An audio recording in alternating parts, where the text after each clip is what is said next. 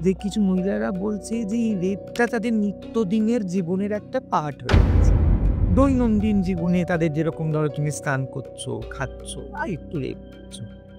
ঘুমোতে যাচ্ছ, জামা কাপড় পরছো, চুল আঁচড়াচ্ছ, একটু রেপ হচ্ছে। কতগুলো কেস নেয়া হয়। কত যেন কোর্স রেজিস্টার করা ছিল। পুলিশের এত তাড়াহুড়ো ছিল কেন যে সঙ্গে লাশটাকে পুড়িয়ে দেওয়া হোক? যে শ্মশানে নিয়ে যাওয়া হয়েছে। একটা মেয়ের সাথে একটা এত বড়ভাবে ওই একটি লোক যদি ভেবেই নেওয়া হয় ওই একা করেছে। ওইরকমভাবে পাশবিক অত্যাচার করা হলো, নির্যাতন করা হলো, সেই মেয়েটি চিৎকার করলো না। সবাইকে স্বাগতম আরেকবার আমার এই ছোট্ট ইউটিউব চ্যানেলে। আমি চন্দন চৌধুরী। শুরু করছি আজকের পডকাস্ট। আজকের পডকাস্টের বিষয়বস্তু খুবই সামাজিক হতে চলেছে। তার কারণ আমরা সমাজের মধ্যে বাস করি এবং সমাজের মধ্যে আমরা কিছু বিভেদ সৃষ্টি করে রেখেছি নিজেরাই। কিন্তু সেখান থেকে বেরিয়ে আসার জন্য এই পডকাস্টটি আপনাদের অবশ্যই দেখা দাও। তো প্রথমে রিকোয়েস্ট করব এই পডকাস্টটি সম্পূর্ণ দেখার জন্য এবং পডকাস্টটা ভালো লাগলে অবশ্যই লাইক করো, তার সঙ্গে একটা কমেন্টও করে দিয়ে যাবে। তো বেশি দেরি না করে ডেকে নেবো আজকের গেস্ট বন্যা কর। হাই, কেমন আছো? ভালো আছি। তুমি কেমন আছো? হ্যাঁ, আমি খুব ভালো আছি। তাই আজকে পডকাস্টটা তো এখানে করতে পারছি। তো তোমার Facebook প্রোফাইলে যেটা আমি দেখছিলাম যে একটা কিছুদিন আগে মেট্রো স্টেশনে একটা ইনসিডেন্ট ঘটে গেছে খুবই খারাপ। সেইটাতে তুমি লাইভ করেছিলে সম্ভবত। তো এক্ষেত্রে তুমি কি বলবে? বা কি ইনসিডেন্টটা ছিল যদি একটু ডিটেইলস এ বলো? আ সেরকম ইনসিডেন্টটা এরকম ছিল যে আমি নিজে দেখিনি নিজের চোখে। আমি গিয়ে জানতে পারি। সেটা হয় ১৫ই আগস্ট আ রবীন্দ্র সদন মেট্রো স্টেশনে। কয়েকজন রূপান্তরকামী মানুষ আরজি করে যাচ্ছিল প্রোটেস্ট করার জন্য। ঠিক আছে? তাদেরকে ১ম এ ঢুকতে দেওয়া হয় না। আ মেট্রোর গেট দিয়ে। তাদের কাছে টিকিট থাকা সত্ত্বেও। তো তারা যখন প্রতিবাদ করে বলে যে, "কেন ঢুকতে দেওয়া আসবে না? উম মানে আমাদের কাছে টিকিট রয়েছে। আমরা সমান টিকিট কিনেছি।" বলে ১ম এ বলে, "উপর থেকে অর্ডার রয়েছে ঢুকতে।" তো ওরা বলে যে, "না আমরা তো ঢুকবো।" এই করে একটা আ ঝামেলার সৃষ্টি হয়। ঝামেলার সৃষ্টি হতে একজন আ পুরুষ আরপিএফ এসে একজন আ রূপান্তরকামী মহিলাকে জিজ্ঞেস করে যে, "আপনার বুকটা কি আসল?" তারপর জিজ্ঞেস করে, "ওটা কি? ওটার ওজন কত?" তো ওটা নিয়ে ওরা যখন চিৎকার চেঁচামেচি করে যে, "আপনি কিভাবে একজন মহিলাকে এরকম জিজ্ঞেস করবেন?" আরপিএফ? আরপিএফ, আচ্ছা, না Kolkata police? RPF Kolkata police metro স্টেশনের মধ্যে থাকবে কি করে? আচ্ছা। RPF, rail police. তো আ যখন জিজ্ঞেস করে যে মানে যখন প্রতিবাদ হয় মানে ওরা বলে যে, "আপনারা কিভাবে একটি মহিলার সাথে এরকম করতে পারেন?" তখন আরেকজন আরপিএস আরেকজন রূপান্তরকামী মহিলাকে হাত ধরে বলে যে, "আপনি আমার সাথে একটুখানি সাইডে চলুন। একা দিয়ে কথা বলছি।" বলছে, "আপনি কেন একা কথা বলবেন? আপনি মহিলা আরপিএফদেরকে তখন কথা বলবেন।" তো এই করতে ওরা ১ম এই স্টেশন মাস্টারের কাছে যায়। স্টেফেন স্টেশন মাস্টার রিপোর্ট নিতে চায় না। তো যেহেতু রিপোর্ট নিতে চায় না স্টেশন মাস্টার ওরা ফোন করে ভবানীপুর থানায় কলকাতা পুলিশকে ভবানীপুর থানায় এফআইআর করে এবং স্টেশন মাস্টার অপেক্ষা করে। যে স্টেশন মাস্টার আসবে, দেখা করবে, রিপোর্টটা দিয়ে যাবে। কিন্তু ওদেরকে ২ ঘন্টা অপেক্ষা করিয়ে রাখে। মানে ঘটনাটা ঘটেছে হচ্ছে ধরো ৬ঃ০০ আমি ৮ঃ০০ র সময় আ কোইন্সিডেন্টলি ওই মেট্রো স্টেশন দিয়েই ফিরি। আমি যখন দেখি স্টেশন মাস্টারের রুমে এরকম ভিড় জমেছে আমি জানতে চাই কি হয়েছে ঝামেলা-ঝাটি। তখন আমি এরকম বিষয় জানতে পেরে আমি একজন আরপিএসকেই জিজ্ঞেস করি। তার নাম অসীম ঘোষ, সম্ভবত অসীম ঘোষ ছিল। আমি নামটা মনে নাও থাকতে পারে কিন্তু সম্ভবত অসীম ঘোষ ছিলেন। তো সে আমাকে বলে যে, "আরে কিছুই না ম্যাডাম, আমার কলিগ জিজ্ঞেস করতে চায় জিজ্ঞেস করেছিল বুকটা আসল না নকল।" আমি বললাম, "আপনি মানে এটা কি ক্যাজুয়ালি কিভাবে বলছেন?" এই করে ঝামেলার সৃষ্টি হয়। আমি লাইভটা করি। ওরা মানতেই চায় না ওরা কোনো ভুল কিছু করেছে। তারপরেও অনেকক্ষণ মানে স্টেশন মাস্টার তো অন্য দিক দিয়ে পালিয়ে যায়। স্টেশন মাস্টার আসেই না। উম আরপিএফ দের সাব ইন্সপেক্টর আসেন, রিজু বলে একজন। ঠিক আছে? তিনি আসে আ তার সাথেও মানে অন্য বাকি যারা রূপান্তরকারী মানুষ রয়েছে তার সাথে ঝামেলা করতে যায় কিন্তু আমি আটকাই। আমি আটকে তাকে কিছু লজিক্যালি প্রশ্ন করি যে, "আপনি আপনি সিসিটিভি দেখুন, যে যারা এই ঝামেলাটা করেছে বা যারা এরকম একটা বাজে মন্তব্য করেছে, অন ডিউটি থাকা সত্ত্বেও আপনি কাজের নাম দিন, নাম না দিতে পারলে কিন্তু আমরা এখান থেকে যাব না। রাত্রি 11:30 বেজে যায়। আমি 8টা থেকে রাত্রি 11:30 অব্দি। ততক্ষণে আ ভবানীপুর থানার কলকাতা পুলিশের ভবানীপুর থানার আ আর হোশ আসে। ওরা সঙ্গে আমাদের এসআইআরটাকে খুব ভালোভাবে হ্যাঁ, কি হয়েছে বলুন, কি হয়েছে বলুন। হ্যাঁ, নিয়ে চলে যায়। আমরাও বাড়ি ফিরে যাই। পরের দিন বলে যে এফআইআরটা গিয়ে নিয়ে আসতে। তো গেছিল এফআইআর নিতে, কিন্তু জানা যায় যে মেট্রো কর্তৃপক্ষ আবার উল্টে এই এই রূপান্তরকামী নারীরা যারা ধরো সেই সময় যাদের সাথে এই ঘটনাটা হয়েছিল, ভিকটিম বা সার্ভাইভার যাই বলো। আ যাদের সাথে এই ঘটনাটা হয়েছিল তাদের উপরে উ উ উল্টে কেস করে, ফায়ার করে ভাঙচুর করার জন্য। তো আমি তো সেই স্থানে ছিলাম না আ যখন ঘটনাটা ঘটেছে। আমি আদৌ জানি না কি ভাঙচুর হয়েছিল, কি হয়নি। কিন্তু যতদূর এখনো অব্দি জানা গেছে যে এই আ ওই আরবিএফ গুলো যাদের নাম উঠে এসেছে, যাদের মধ্যে একজন আ একটা মাফিনামা লিখে আমাদেরকে জমা দিয়েছিল।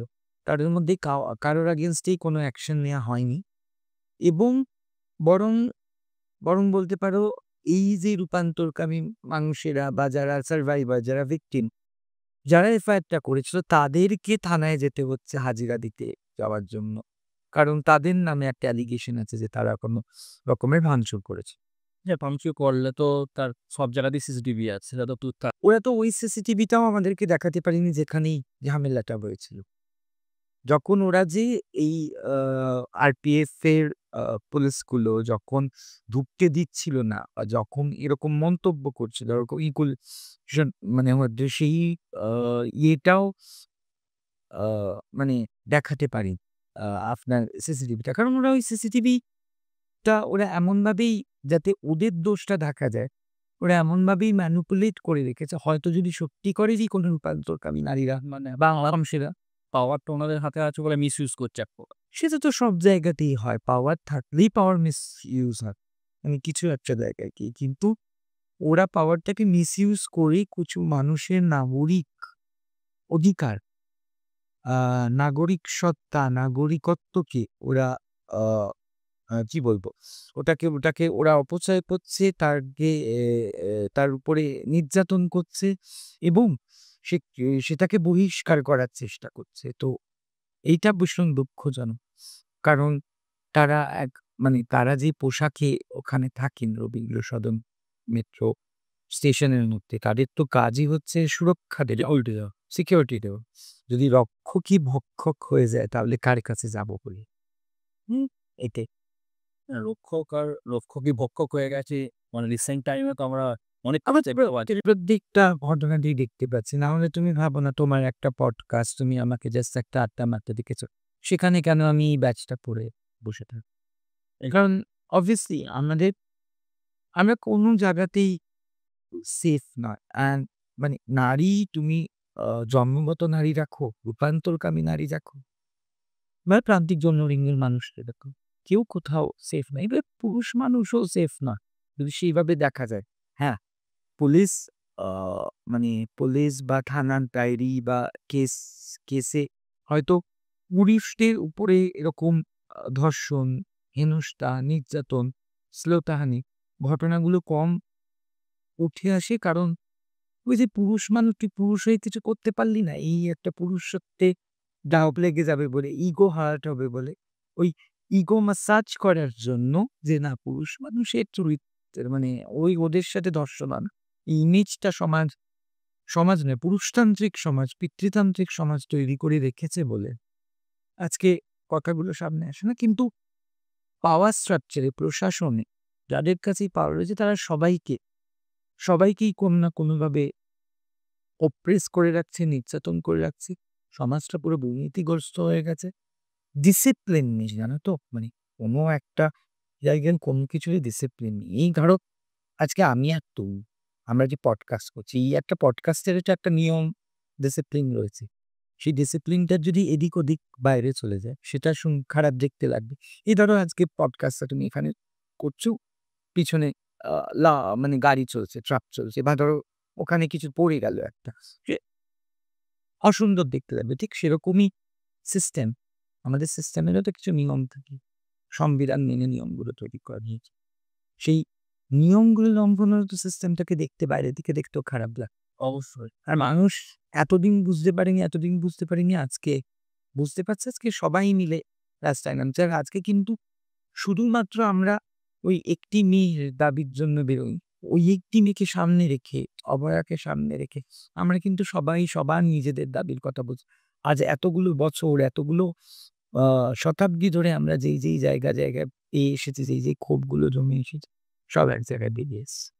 আচ্ছা। আজকে ২৯শে সেপ্টেম্বর। হুম। প্রায় ৫০ দিনের উপর হয়ে গেছে। ৫২ দিন ৫২ দিন চলছে। চলছে। আজকে একদম ৫২ দিন এক্সাক্ট। এক্সাক্ট ৫২ দিন। আপনারা হয়তো ভিডিওটা যখন দেখবেন আরো হয়তো ২৫-৩০ দিন এগিয়ে যাবে। এগিয়ে যাবে একদম। আপনি একটা জিনিস ভালো করে দেখুন সমাজের মধ্যে। ১ম এ যেই লেভেলে আন্দোলন বা যেই মানে ইনটেনসিটি টা ছিল সেটা আস্তে, আস্তে ক্রমশ নিম্ন। না, এটা কোনোভাবেই হয় না। বরং তুমি বলো মিডিয়ার ফোকাসটা আন্দোলন থেকে সরে গিয়ে উৎসবে চলে গেছে। মিডিয়ার ফোকাসটা জনগণ আন্দোলন থেকে সরে গিয়ে বন্যায় চলে গেছে। দেখো বন্যাটাও তো একটা ইস্যু। ওটাও একটা মানে যদি একটি মেয়ের সাথে নির্যাতন হয়ে থাকে, বন্যায় কিন্তু কত মানুষের প্রাণ যাচ্ছে, খাবার যাচ্ছে তো সেটাও দেখাতে হবে। কিন্তু আর আন্দোলন মানেই তো রোজ সারাক্ষণ রাস্তা জমে বসে থাকা যায় না। আর তার জন্য তো আমরা যারা এই আন্দোলনটা ১ম দিন থেকে করছি, ১৪ তারিখ রাত থেকে যারা আমরা শুরু করি, আমরা সবটাই নিয়ম মেনে করছি। এই যে নিয়মের কথা একটা ডিসিপ্লিনের কথা একটা বললাম না? এই যে পুলিশকে জানানো, পারমিশন দেওয়া, ইনফর্ম করা, এই রুট এগুলো ঠিক করা, সেটা করতেও তো সময় লাগবে। থিতিয়ে গেছে বলে লাভ নেই। বলো মিডিয়ার ফোকাসটা ওটা দেখানো কম। যেমন গতকালও তো আমরা আন্দোলন করেছি। সামনেই যে আমি জানি না এই পডকাস্টটা কখন দেখানো হবে। কিন্তু আজকে যদি ২৯ তারিখ হয়, ১ তারিখ মিছিল রয়েছে। আজকে ২৮, ২৯ আজকে গ্লোবালি পুরো বিশ্বে অভয়ের জন্য আ ২৯ টা জায়গায় মিছিল রয়েছে। ২৯ টা জায়গায় তোমার জমায়েত রয়েছে। আ গতকাল রাত্রে ২৮ তারিখ ছিল। আজকে আছে, ১ তারিখ আছে, ৩০ তারিখ আছে, ২ তারিখ রয়েছে। এগুলো তোমাকে টাইমলাইন ধরে বলে দিলাম। তাহলে থিতিয়ে গেল কি করে? না বরং এটা বড় হতে বিশ্বের কাছে নয়। বলুন মানে মিডিয়া দেখাচ্ছে কম। আর মানুষের মনে হচ্ছে কম বা মানুষকে বোঝানো হচ্ছে কম। এক্সাক্টলি আমি এখানেই মানে আমরা তো সামনে আজকে আমি বা ধরো অন্য একটা মানুষ। আমরা যারা এই ব্যাজটা পড়ে আছি এটাও তো প্রতিবাদ। অবশ্যই আমার তো দরকার ছিল না। একদম। এটাও তো একটা প্রতিবাদ। যখন মানুষ আমি ধরো এখানে দাঁড়িয়ে বসে এমনি আমি সকালে উঠে কফি খাই সেটাই তোমাকে বলছি। কিন্তু মানুষ যখন দেখবে তাদের ফোকাস কিন্তু আমার এই ব্যাচটায় পড়বে। অবশ্যই। এটাও একটা প্রতিবাদ। না আমি অভিবাদ মানেই কিন্তু সারাক্ষণ রাস্তায় বসে ধর্ণা দেয়া, মিছিলে স্লোগান তোলা এরা না। না, আমি একদম ওটা বলছি না। আমি নিম্নগামী হচ্ছে এটাই মানে বলার উদ্দেশ্য। আমরা তো সবকিছুটা মিডিয়ার থ্রু দিয়েই খবর পাই। কি সাধারণ যারা হয়তো ডাইরেক্টলি ইনভলভ হতে পারছেন না। যেমন আমার মা, একদম হাউসওয়াইফ, গ্রামে বাড়ি। উনি আমাকে জিজ্ঞাসা করছে আগে যে যেরকম ডেইলি একটা হচ্ছিল আপনার সেই মুভমেন্ট হচ্ছে না কেন? কারণ এবার দেখো এটা তোমাকে বুঝতে হবে যে মিডিয়াও কিন্তু কোথাও বলছে না। কোথাও মিডিয়া বলছে না আন্দোলন থিতিয়ে গেছে। বরং মিডিয়া কিন্তু যেকোনো জায়গায় যদি ১০ জন মানুষ আন্দোলন করে সেখানেও পৌঁছে যাচ্ছে। কিন্তু মিডিয়াকে তো অন্য খবরও দেখাতে হবে। রাজ্যের তো অন্য জায়গায় তো আরো অনেক কিছু চলছে। এই যে আ কিছুদিন আগেই যে তোমার সাগর দত্ত হাসপাতালে যে প্রবলেমটা বলল, এই তো ২-৩ দিন আগের ঘটনা। সেগুলোও তো দেখাতে হবে। একটা আন্দোলন, একটা ঘটনা কিন্তু আমাদের রাজ্যে তো আরো অনেক ঘটনা ঘটছে। হয়তো আন্দোলনগুলোর থেকে ফোকাসটা সরে বন্যায় যাচ্ছে কারণ বন্যাটা এখন একটু বেশি ইস্যু। আন্দোলন থেকে ফোকাসটা সরে গিয়ে কোথায় গিয়ে মাননীয়া ফিতে কাটছে সেখানে যাচ্ছে। কারণ মাননীয়া ওখানে গিয়ে ফিতে কাটছেন। আন্দোলন থেকে ফোকাসটা সরে গিয়ে কোন সিনেমা বেরোচ্ছে কারণ সিনেমার প্রোডিউসার মিডিয়াকে স্পন্সর করছে। ওটা দেখাতে হবে। মিডিয়াকেও তো চলতে হবে। কিন্তু আন্দোলন থিতিয়ে যায়নি। আন্দোলন চলছে, আন্দোলন যেমন আন্দোলন চলছে। যতদিন না বিচার পাবে ততদিন ধরো যদি আমি একা মানুষও থেকে যাই, একাও চিৎকার করে যাই সেটাও আন্দোলন। হবে বিচার পাবে। মিতা দিল্লি অওয়ার ক্ষেত্রে দেখেছিলাম ১০ বছর টাইম, ১২ বছর, ১০-১২ বছর। ১৫ বছর। তাহলে এক্ষেত্রে কতদিন টাইম লাগবে? তুমি স্বাধীনতা ক বছরে পেয়েছো? ২০০ বছরে? হাসপাতালে কবে এটা তো একটা আইনের একটা সময় আমাদের আইনে একটা তো ফার্স্ট ট্র্যাক এখন তো ইনভেস্টিগেশনই শেষ হয় আজকে 29 তারিখ হলে কালকে 30 তারিখ তোমার শুনানি কিন্তু এটা ইনভেস্টিগেশনের শোনা এখনো চার্জশিটই তৈরি নয় সেটা হোক আগে কেসটা ঠিকঠাক করে কোর্টে উঠুক এখন তো শুধু ইনভেস্টিগেশন চলছে সুপ্রিম কোর্টে পর্যবেক্ষণে সুপ্রিম কোর্টের সুপারভিশনে ইনভেস্টিগেশনটা চলছে মানুষের কাছে ভুল বার্তা যাচ্ছে যে কেস শুরু হয়ে গেছে কেস শুরুই হয়নি আর ইনভেস্টিগেশন শেষ হোক তাহলে মানুষ কেন বিচার চাই বলছে মানুষ এটাই বলতে চাইছে যে এই ইনভেস্টিগেশনটাও যেন ঠিক পদ্ধতিতে হয় প্রমাণ যেন লোপাট না করা হয়, প্রত্যেকটা মাথাকে যেন ধরা হয় প্রত্যেকটা মানুষকে যেন জিজ্ঞাসাবাদ করা হয় যদি আজকে মানে আরজিকর হাসপাতালের দারোয়ানকে জিজ্ঞাসাবাদ করা হয় তাহলে আরজিকর হাসপাতালের প্রিন্সিপালকেও জিজ্ঞাসা করার আওতায় রাখা হয় সেখানে যদি আজকে স্বাস্থ্যমন্ত্রীও যুক্ত থাকে তাকেও জিজ্ঞাসাবাদের আওতায় রাখা হয় এইটা বিচার আসছে Indian penal code Indian court process is a huge process এই প্রসেসটার মধ্যে দিয়ে সবাইকেই যেতে হয় এত সহজে যদি বিচার চাই আজকে বিচার চাই কালকে যদি আমি বিচার পেয়ে যাই তাহলে হয়তো বিচারই পাবো না এক্স্যাক্টলি। তো এটা সবকিছুরই একটা প্রসেস বা হ্যাঁ, কিন্তু এবার টাইমলাইনটা আমরা বলে দিতে পারবো না। আমরা তো উকিল নই। আমরা এইটুকু বলে দিতে পারবো যে, যতদিন না বিচার পাবে ততদিন আন্দোলন চলবে। ততদিন রাজপথ দখল হবে, ততদিন রাত দখল। দ্রোহের উৎসব চলবে। আচ্ছা, পডকাস্ট কেমন লাগছে?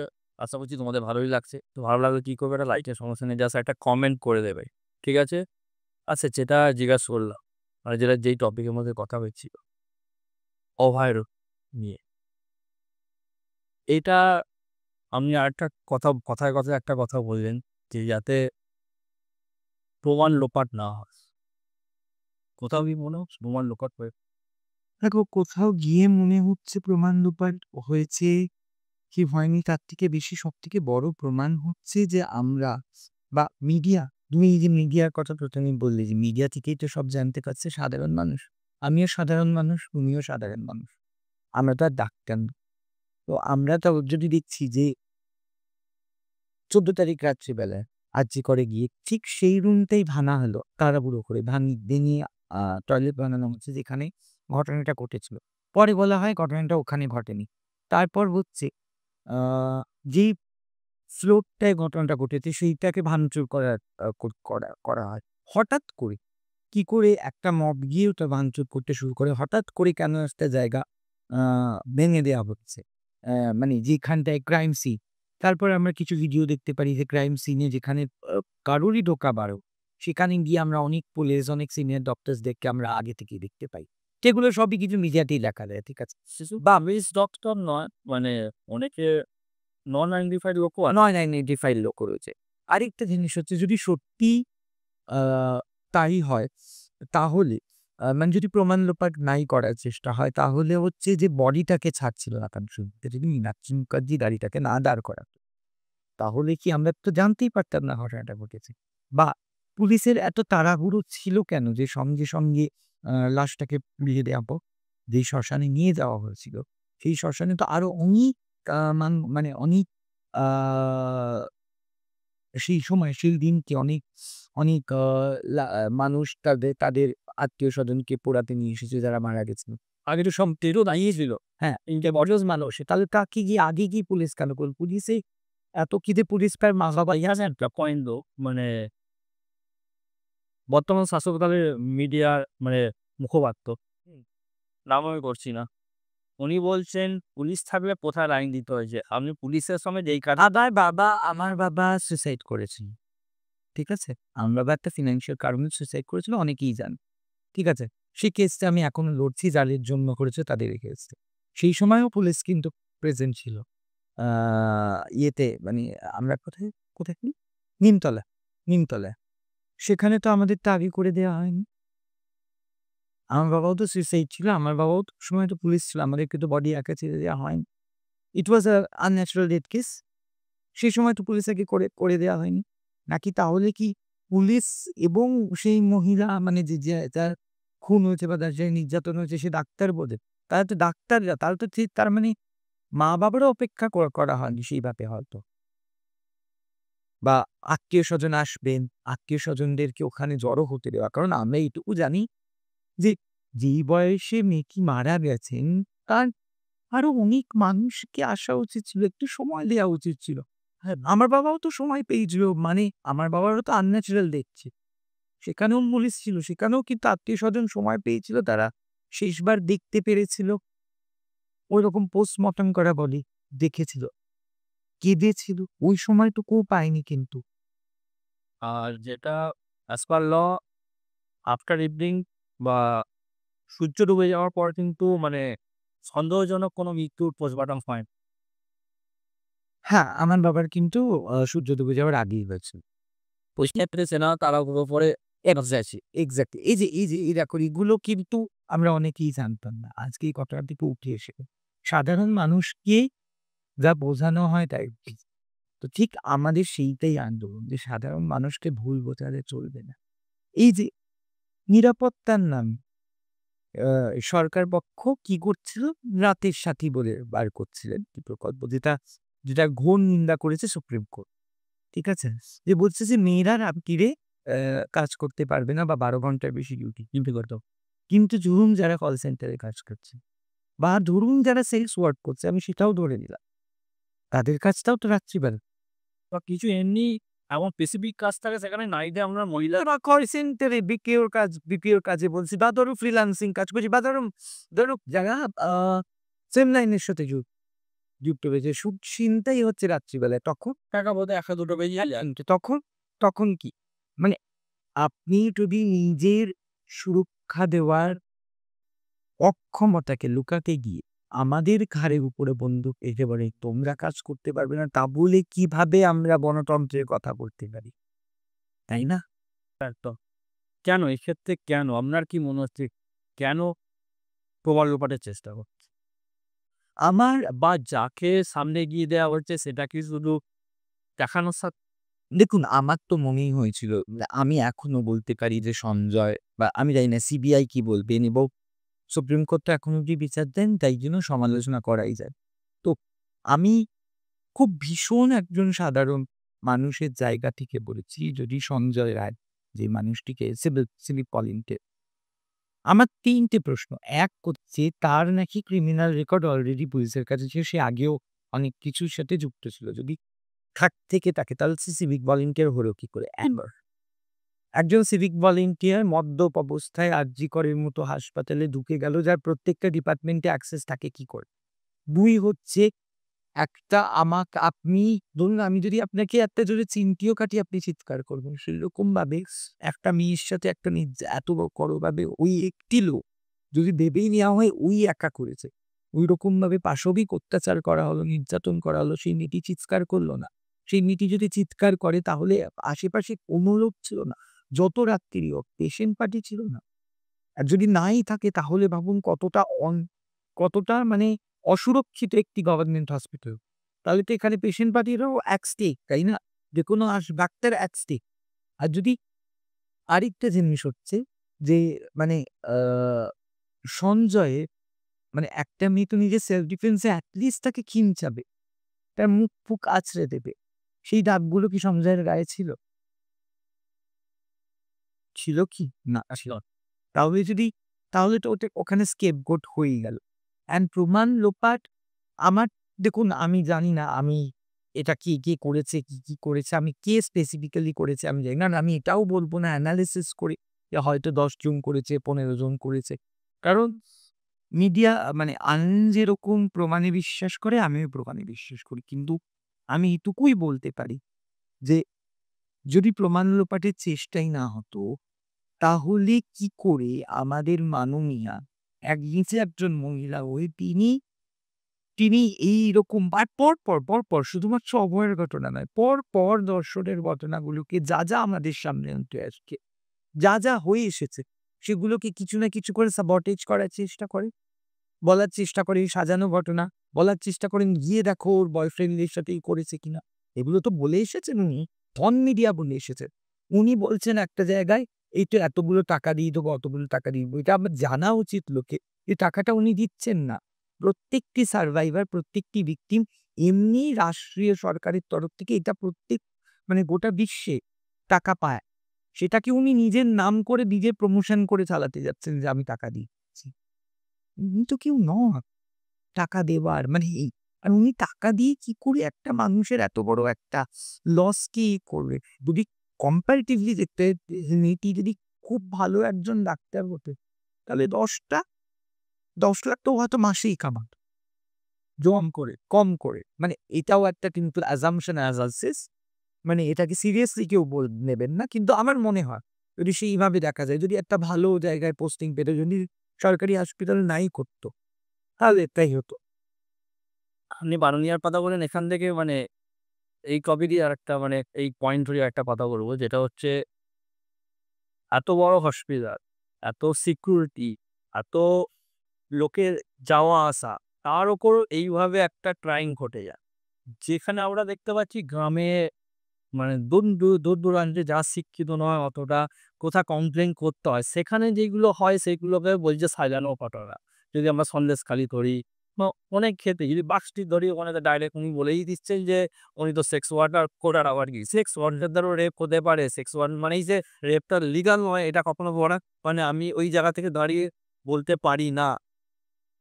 তো আমি এটাই মানে এখানে এটাই কোয়েশ্চেন যে মানে গ্রামে যেখানে হয়তো মিডিয়া পৌঁছায় না, হয়তো ইলেকট্রিসিটিও এখনো পর্যন্ত পৌঁছায়নি। সেখানে যে হচ্ছে মানে সেখানে তাহলে কি অবস্থা? আমি এটাই বলতে চাইছি। দেখো, আমার মনে হয় যে আজকে এই ঘটনাটা তোমার আ মানে এটা তো একটা ভীষণ সত্যি কথা যে কলকাতায় হয়েছে, কলকাতার বুকে এত বড় একটা হাসপাতালে হয়েছে। অ্যান্ড সবথেকে বড় কথা সেখানে কিছু স্পেসিফিক রাজনৈতিক দল, বিরোধী পক্ষের রাজনৈতিক দলেরা গিয়ে সামনে গিয়ে দাঁড়িয়েছে যে জানতে পেরেছে বলেই ঘটনাটা সামনে এসেছে। কিন্তু প্রান্তিক জায়গায় মানুষেরা যাদের কাছে হয়তো সেইভাবে ইলেকট্রিসিটি পৌঁছায়নি, যাদের কাছে হয়তো এই শিক্ষাটুকু নেই, যারা হয়তো জানে না যে রেপ হলে তারা স তা তাদের তারা তারা তারা বলতে পারবে, তাদের কেস পুলিশে নেবে, তার উপরে প্রতিনিয়ত হয়। আমি একজনের সাথে কথা বলতে গিয়ে জানছিলাম কি অবাক হচ্ছিলাম যে সে একটা আ আ ওই সরকারি মানে সেন্ট্রাল গভর্নমেন্টেরই কোনো একটা কাজে একটা জায়গায় গেছে। কোনো ডেটা নিতে হয় তো, ডেটা নিচ্ছে এনজিওর কাজে সার্ভের কাজে গেছে। গিয়ে শুনছে যে কিছু মহিলারা বলছে যে এই রেপটা তাদের নিত্যদিনের জীবনের একটা পার্ট হয়ে গেছে। দৈনন্দিন জীবনে তাদের যেরকম ধরো তুমি স্নান করছো, খাচ্ছ, আর একটু রেপ হচ্ছ। ঘুমোতে যাচ্ছ, জামাকাপড় পরছো, চুল আঁচড়াচ্ছ, একটু রেপ হচ্ছ। পুজো করছো, হাত ধুচ্ছ, একটু রেপ হচ্ছ। এরকম দৈনন্দিন জীবনের একটা পার্ট হয়ে গেছে। তুমি বুঝতে পারছো দুর্নীতি কোন জায়গায় পৌঁছেছে? হয়তো ওখানে মানুষেরা প্রোটেস্ট করতে চায়। কিন্তু বলবে কাকে? দমিয়ে দেবে কাকে? তারপরে গ্রামগঞ্জে যে এটা এখনো অব্দি রয়েছে যে তুমি রেপ হয়েছো মানে লজ্জাটা তোমার। যে রেপ করেছে লজ্জাটা তার নয়। দোষটা তারই। মানে দোষটা তার নয়। তুমি হয়েছো হলে তো আর রয়েছে তারই দোষ। তারই দোষ। বাকি পাইতে একটা আমি যে কেন? সেটা তো আমাদের এখানে শহরে বিখ্যাত মানুষেরা বলেছে যে মেয়েরা ওরকম ছোট ড্রেস পরে কেন? আজকালকার মেয়েরা নাকি বুকের আঁচল নামিয়ে ল্যাম্প পোস্টের তলায় দাঁড়িয়ে থাকে। তারা এইসব বলে তারা আবার নিজে আন্দোলনে নামে হাঁটে।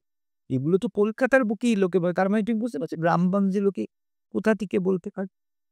আমরা এখন বলছি পুরুষের উপরে নির্যাতন হলে বলতে পারে না। আরে মেয়েরাই এখনো কত জায়গায় বলতে পারে না। তুমি এই যে তুমি নিজেই তো বললে, তো আমরা সবাই জানি যে সেক্স ওয়ার্ক করছো সুজেত বলে তাই জন্য সেক্স ওয়ার্ক মানে সুজেতের রেপটা রেপ নয়। মানে সে সেক্স ওয়ার্ক করছে মানে সে তার গায়ে যে কেউ হাত দিতে পারবে তার কনসেন্ট এর এই জায়গাটাই নেই। আমাদের এখানে তো প্রথমত কনসেন্ট এর ব্যাপারটাই কেউ বোঝে না। যে কনসেন্ট বলে একটা বিষয়বস্তু আছে। আর লোকে এটা ভাবে যে কনসেন্ট একটা পোলিওর টিকার মতো। একবার তোমাকে আমি ছুটে দিয়েছি মানে আমি তোমাকে সারা জীবন যেকোনো সময় যে কোনো মেসেজ দিয়ে দিতে। এটাও নয়। এক্ষেত্রে দেখতে গেলে মানে খুবই বলতেও লজ্জা লাগছে বা লজ্জাজনক ব্যাপার। উনি সার্ভে দেখিয়ে বলছে ওয়েস্ট বেঙ্গলেতে কম রেপ হয়। যেন আমরা কোনো কম্পিটিশনে নেমেছি কোন রাজ্য বেশি মানে বেশি রেপ করছে, কোন রাজ্য কম। এই কম্পিটিশনটা তো সবসময় এসে গেছে। মানে ধরো না আজকে যখনই কোনো মহিলা নিজের স্বাধীনতার কথা বলছে দেশে, আপনি তাকে গিয়ে বলছে পাকিস্তানে গিয়ে থাকুন, বাংলাদেশে গিয়ে থাকুন। ওখানে গিয়ে দেখবেন আপনার স্বাধীনতার কথা। তাহলে ভাই আমি ভারতকে নিজের দেশ বলব কেন? আমি গর্ব কেন করব? India is my country and I am proud of my country. আমি ভোটটা দিচ্ছি তো ভারতকেই মানে ভারতেই দিচ্ছি, আমি ট্যাক্সটা তো আমার দেশেই দিচ্ছি। অ্যান্ড সবথেকে বড় কথা আরেকটা জিনিস হচ্ছে যে এই যে কম হয়, বেশি হয়, কতগুলো কেস নেওয়া হয়, কতগুলো কেস রেজিস্টার করা হয়। সবথেকে বড় কথা যেটা জিরো এফআইআর পলিসি বলে একটা সুপ্রিম কোর্টে রয়েছে, যেটা আমরা কেউ সাধারণ মানুষ জানি না। জিরো এফআইআর পলিসি মানে তোমার সাথে কোনো ঘটনা কোথাও ঘটবে, তুমি তোমার এই হেনস্থার কোনো নারীর সাথে যদি এরকম রেপ বা শ্লীলতাহানির ঘটনা ঘটে, তুমি যে কোনো পুলিশ স্টেশনে গিয়ে এফআইআর করাতে পারি। কিন্তু এখনো অনেক পুলিশ এগুলো করে, পুলিশ স্টেশন এগুলো করে। রিসেন্টলিও ঘটেছে কিছু দিন আগে অব্দি। না, না, ঘটনাটা তো ওখানে ঘটেছিল, আপনি ওখানে গিয়ে কেস করুন। আমার এরিয়া আমার এরিয়ার না। আমি আমার নিজের একটি অভিজ্ঞতার কথা বলি যে বহু বছর আগে মেট্রো স্টেশনের মধ্যে, মেট্রোর মধ্যে এরকম একটা ঘটনা ঘটেছিল আমার সাথে। তা আমি গিয়ে স্টেশন মাস্টারকে বলি। স্টেশন মাস্টার ভবানীপুর মানে স্টেশন মাস্টার বলে, "না, আপনার মেট্রোটা সেই সময় কোন স্টেশনে ছিল?" এমজি রোড থেকে ছেড়েছে, সেন্ট্রাল দিয়ে পাস করছে, রবীন্দ্র সদনে আমি নেমেছি। বলে, "না, আপনাকেও এমজি রোডেই তার মানে গায়ে হাত দিচ্ছে, আপনি এমজি রোডে গিয়ে করুন।" এটা ঘটেছিল লিটারেলি। মানে আমি তো ওনার মানে শুনে আমি ওই যে সাধারণ মানুষ বোকা। ও আমি গেছিলাম এমজি রোডে। তারপর ভাবলাম যে সেখানে বলবে যে কি না, সারোয়ার ভালো এই রোডেই ছিল। তারপর ভাবলাম যে এর থেকে ভালো আমি কি করতাম, ওই লোকটাকে মেট্রোতে তুলতাম। ঠিক আছে? রবীন্দ্র সদন থেকে আমি আরেকটু এগোতাম। আমি মাঝখানে একটা চড় মেরে দিলাম লোকটাকে, "সাকিয়ে চল।" তো সে আবার ডিসাইড করতে যে কোথায় গিয়ে বলবে আমার নামে। যে আমার সাথে ঘটনাটা ঘটিয়েছে। এই পুলিশের উপরে বিশ্বাস করার থেকে তো আইন নিজের হাতেই নিয়ে নিতে হয় যদি পুলিশ এরকম করে। যদিও আমি কোনোভাবেই সাপোর্ট করি না আইন নিজের হাতে নিয়ে নেওয়া। কোনোভাবেই না। কোনোভাবেই সাপোর্ট করি না। না হলে আমি আজকে পুলিশ এগুলখানা করতাম না, বা আমি আইন নিয়ে বিশ্বাস করে আমরা অবহেলার বিচার চাইতাম না। ভীষণ বিশ্বাস করি। কিন্তু কোথাও গিয়ে আমাদেরকে আইন এতটাই অসহায় করে দেয়। আইন না হয়, আইন তো হয়তো রয়েছে আমাদের যে। কিন্তু যারা আইনকে আমাদের কাছে পৌঁছাচ্ছে তারা মানুষকে ভুলিয়ে দেয়। এই জন্য আমার একটা সাজেশন যে স্কুলে আর কিছু পড়াক না পড়াক, হিন্দি, ইংরেজি, অঙ্ক, বিজ্ঞান করাক না করাক, সংবিধানটা যেন ঠিক করে প্রত্যেকটা মানুষকে, প্রত্যেকটা বাচ্চাকে একদম ছোটবেলা থেকে ফাঁকি পড়ানোর মতো পড়াক। আমাদের রাইটস কি বেসিক কি করা এক্সাক্টলি, শুধুমাত্র রাইটস আমাদের ডিউটিস গুলো। যেরকম আমাদের অধিকার আছে, আমাদের কোনো দায়বদ্ধতা রয়েছে সমনাগরিকের প্রতি। অ্যান্ড এইগুলো জানলে আমাদের সংবিধান যদি ঠিক করে চোখ বন্ধ করে মানুষে বিশ্বাস করো, তোমাকে একজন ভালো মানুষ, ভালো নাগরিক তো বাদই দাও, ভালো মানুষ হওয়া থেকে কেউ আটকাতে পারবে। আমাদের সংবিধান এত সুন্দর। কিন্তু মানুষকে তো ভুল বোঝানো হয়। ভুল বোঝাচ্ছে কারা? যারা সংবিধানের দায়িত্বে রয়েছে, যারা ক্ষমতায় রয়েছে। শুধুমাত্র এই যে আজকে না, এটা বছর, বছর ধরে ভুল বুঝিয়ে আসা হচ্ছে। একটা ট্রেন্ড চলে আসছে, একটা কালচার চলে আসছে। মানুষকে টুপি পরানো। না এক্ষেত্রেও এটা বলবো যে সব পুলিশ নয়। আর কিছু পুলিশ obviously যারা তুমি সব পুলিশকে কিভাবে দেখছো? তুমি ধরো কিছু পুলিশ সত্যিই আমাদের পাশে থাকতে চেয়েছে। কিন্তু তাদের উপর থেকে তো অর্ডারটা আসছে। আমি তো তাই জন্য প্রশাসনের কথা বলছি। প্রশাসন। প্রশাসনের আওতায় তো পুলিশও পড়ছে। হয়তো একটা পুলিশ হেল্প করতে চাইছে, কিন্তু সে যদি অর্ডারটাই না পায়। বুঝতে পারছো তো? এই যে আন্দোলনের অনেক সময় আমি অনেক পুলিশকে দেখেছি। আমার সাথে একটা কি সুন্দর ঘটনা ঘটেছে, আমি সেদিনকে ফেসবুকে লিখেছিলাম। যে বিকেল মানে ভোর ৪:০০ আমি মোটো পাচ্ছি না। ইনভয়েস ক্যানসেলের পর ক্যানসেল বেশি চাইছে।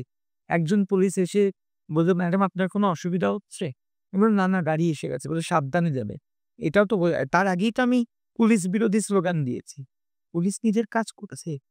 কিন্তু পুলিশেরও তো একটা চাপ আছে। তাই জন্য আমরা প্রশাসনকে বলছি, যারা পুলিশকে হ্যান্ডেল হ্যান্ডেল করছে সেখানেই কথা বা মিসইউজ মিসইউজ করা হচ্ছে। মিসইউজটা করা হচ্ছে কেন? আমরা কি মনে হয়? পাওয়ার, ক্ষমতা, মানে বেশি টাকা, করে পাওয়ার থাকার জন্য? বেশি করে পাওয়ার টাকার জন্য, অবভিয়াসলি হচ্ছে নিজের মতো করে, নিজের স্বার্থে ব্যবহার করার জন্য। তার স্বার্থটা যদি অন্য কারোর জন্য ক্ষতিগ্রস্ত হয়, সেটা তো সে দেখছে না। তার স্বার্থে ব্যবহার করার জন্য। সে যেই মানে মানে শাসকের যেকোনো স্তরেই হোক, সে আজকে মানে আমি মাননীয়ার কথা বাদই না, মাননীয় আমি দূরে ছোঁয়ার কথা। আমি আম ধরুন কিছু পাড়ার কাউন্সিলর, সে নিজের স্বার্থের জন্য কিছু ব্যবহার করার জন্য মানুষ তার আওতায়, তার ভিসিনিটিতে, তার কাউন্সিলে, তার ওয়ার্ডে যে কটা মানুষ রয়েছে তাদের কথাটাও ভাবে। সত্যি ভাবে না। দ আপ খুব ছোট কথা। ধরো একটা জায়গায় কোভিডের সময় মাস্ক এসেছে, এসেছে, বুনে এসেছে। ও ওখান থেকে হাফিস করে দিল। আমার সাথে সে থেকে হাফিস করে কি করে বিক্রি করে দিল। ফেসবুকে একটা খুব মিম চলছে। ওপরে দাঁড়াচ্ছে বন্যা এসছে, খুব কিছু লোক কাঁদছে আর কিছু লোক নাচছে। এই যে তা এ এবার এবার বসে চিড়ে গিয়েও থাকতে পারবো, জাগতে পারবো। হ্যাঁ, মানে এই মিমগুলো তৈরি হয় কেন? এগুলো ঘটেছে বলেই তো হয়েছে, তাই না? ঘটেছে বলেই এক্সাক্টলি। আমি আমাদের কথাই বলছি না। এই একটা যখন ভ্যাকসিন দেওয়া হচ্ছিল কোভিডে, কোন একটা রাজ্যে আমার নাম মনে পড়ছে না। তারা জল ভরে ভ্যাকসিন দিচ্ছে আর বলছে যে, "এই দেখো অন্য কোন রাজ্যে ভ্যাকসিন দিচ্ছে না, আমরা ভ্যাকসিন দিচ্ছি তোমাকে ভোট দিতে হবে।" এটা হয়েছে। খবরের কাগজে বেরিয়েছিল। রাজ্যটার নাম মনে পড়ছে না বলে আমি বলতে পারছি। মানে পাওয়ারের মিসইউজ করে এমন অবস্থায় চলে এসছে যে আমাদের মতো ছোট ইউটিউবার বা বড় ইউটিউবার বা যে যেই লেভেলেই থাক না কেন, প্রতিবাদ করলেই তার উপর একটা মানে কার্য করা হচ্ছে। লালবাজার থেকে চিঠি, পুলিশ থেকে হেনস্থা। মানে এটা দিয়ে কি করতে চাইছে আরো? দেখো, কোন একটা শাসক দল, কোন একটা শাসক এটা পৃথিবীর ইতিহাসটিকেই দেখিয়ে এসেছে। তো তারা যখনই ভয় পেয়ে যায়, তারা জানতে পারে যে তাদের আ গদি বা তার গদি নড়বড়ে হয়ে গেছে। সে ১ম এ বাক স্বাধীনতার গলাটি দিয়ে ধরতে চায়, গলাটিকে ধরতে চায়। যেখানে গিয়ে আমাদের বাক স্বাধীনতার একটা আ আমাদের রাইট হচ্ছে বাক স্বাধীনতা, ফ্রিডম অফ স্পিচ। অ্যান্ড তার উপরে সবথেকে বড় কথা প্রেস বা মিডিয়া। মিডিয়া তো মানে মিডিয়া তো আমাদের ৪র্থ পিলার, আমাদের দেশের ৪র্থ পিলার বলা হয়। বলা হয় না। মানে হয় মিডিয়া না থাকলে হয় সব মিডিয়া নজদিক মিডিয়া তো দেখো আমি মিডিয়া অ্যাজ আ হোল দেখতে চাইছি। ঠিক আছে? অ্যাজ আ হোল জেনারেলাইজ করে আমি সব মিডিয়ার কথা যাচ্ছি না। কে কোন মিডিয়া বিক্রি করে আমি এরকম সংবিধানকে অ্যাজ আ হোল দেখছি, মিডিয়া অ্যাজ আ হোল দেখছি। অ্যান্ড সেখানে গিয়ে আজকে YouTube মিডিয়া মানে কি? কোন একটা মাধ্যম যে আমি শুধুমাত্র কিন্তু নিউজ চ্যানেলের কথা বলছি না। কোন একটা মাধ্যম সেখানে ইউটিউবাররাও আসছে। ঠিক আছে? বা একটা Facebook পডকাস্ট হয়েছে। বা আমি যদি লাইভ করে যে এই ঘটনাটা তুমি জানতে পেরেছি। জানি আমাদের বক্তব্য শুরু হয়েছিল। সেটাও তো একটা মিডিয়ার মাধ্যমেই জেনেছে। সোশ্যাল মিডিয়ার কোন একটা মাধ্যম তো মিডিয়া। তো সেখানে গিয়ে তখনই তার ত্রুটি টিপে ধরতে চায়। এবার এই ত্রুটি টিপে ধরাটাই কেন? তার মানে কোথাও গিয়ে তিনি ভয় পাচ্ছেন বা কোথাও গিয়ে তার মনে হচ্ছে যে মানে এরা এমন কিছু বলছে যেটা হয়তো মানুষকে অন্যদিকে ঘোরাতে পারে। কারণ আপনি যদি সত্যিই সৎ পথে থাকতেন বা থাকেন, আমি বিশ্বাস করি উনি হয়তো এখনো সৎ পথেই আছে। বিশ্বাস করি যে আমরা সব আন্দোলন করছি সবাই বলবেই ঠিক। এটা মেনে নিয়েও যদি থাকতেন তাহলে উনি সমালোচনা হিসেবে গ্রহণ করতেন। সমালোচনা হিসেবে গ্রহণ করতেন। না করে সেই সমালোচনার রাস্তাটাই যদি বন্ধ করে দেয়, একটা জিনিস মাথায় রাখতেন, তুমি যদি যেখানে তুমি সমালোচিত হওয়া বন্ধ হয়ে যাবে, সেখানে তোমার কিন্তু আ প্রগতিও বন্ধ হয়ে যাবে। উনি সমালোচনার রাস্তাটাই বন্ধ করেন। ক কজন কজনকে কটা জায়গায় করবে, কটা জায়গায় করবে। একটা করে রক্ত পড়বে আরেকটা রক্তবীজের মতো আরেকটা জায়গায় মানুষ ঢুকবে। ঠিক সেইভাবেই। তো আমার মনে হয় আমি তাও এখানে বলব যে আমি ব্যক্তি, পদ, ব্যক্তি, আসাম থেকে বড় কথা ওই আ পদ, মুখ্যমন্ত্রীর পদকে অনেকটা সম্মান জানিয়ে এটুকুই বলছি যে আমি এখানে উনার বিরোধিতা করতে আসিনি।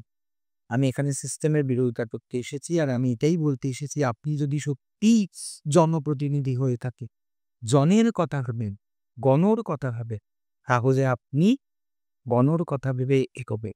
আপনি জনগণের গলা টিপে দেবেন না। জনগণের গলা যতবার টিপবেন ততবার নবজাগরণ হবে। আর এটাও একটা নবজাগরণ। এই 14 তারিখের রাত কেউ ভুলছে না। এই অভয়ার জন্য মিছিল কেউ ভুলবে না। আর এটা আপনাকে বুঝতে হবে যে আপনি জেনে রাখুন মানুষ কিন্তু কথা বলতে শিখে গেছে। তো পডকাস্ট কেমন লাগছে? আশা করছি খুবই ভালো লাগছে। আর এতক্ষণ ধরে পডকাস্ট দেখার জন্য সত্যিই ধন্যবাদ। তো পডকাস্টটা একদম আমরা শেষে এসে গেছি। তো যেতে, যেতে আমার কাছ থেকে কিছু আমাদের অডিয়েন্সের জন্য অডিয়েন্স আমি জানি না অডিয়েন্স আমাকে কিভাবে চেনেন কি জানেন না। যারা জানেন তারা কেউ জানেন আমি লেখালেখি করি। কেউ জানেন আমি আবৃত্তি করি। কেউ আমার লেখালেখির ফ্যান, কেউ আবৃত্তির ফ্যান, কেউ আবার জানে যে আমি ভীষণ অপ্রিয় সত্যি কথা বলে দিই সেটার জন্য। আবার কেউ ভাবে যে আমাকে মানে যেকোনো জায়গায় হেল্প লাগলে পাওয়া যায় পাশে। এই সবকিছু জায়গা থেকে আমি শুধু আজকের পুরো পডকাস্ট থেকে আমিও যেটা নিয়ে যাচ্ছি যে মানে সবাই তো সবকিছু কোথাও না কোথাও গিয়ে শিখে যেতে পারে। তো আমিও যেটা এখান থেকে শিখে গেলাম সেটা হচ্ছে যে বিশ্বাস করুন আগে নিজের অধিকারগুলো জেনে নেবেন আর অধিকারের সাথে নিজের দায়িত্বগুলো জেনে নেবেন। ঠিক যেমনভাবে আপনার অধিকার আপনি যা খুশি পড়তে পারবেন, যেরকমভাবে হাসতে পারবেন, যা খুশি খেতে পারবেন, ঠিক সেইভাবে আপনারও সেটাও দায়িত্ব যে অন্য একজন যা কিছু পড়ছে, যা কিছু খাচ্ছে, যা কিছু যেভাবেই হাসছে সেখানে তার বিরোধিতা না করা। সেই বা তার ওই যা কিছু করাতে যতক্ষণ না সেটা একটি অসামাজিক বা আ সন্ত্রাসমূলক কোনো ঘটনা ঘটছে তখন তাকে বাধা না দেওয়া। আর আন্দোলনে থাকুন, প্রতিবাদে থাকুন, উৎসবেও থাকুন, উৎসবের প্রতিবাদে থাকুন।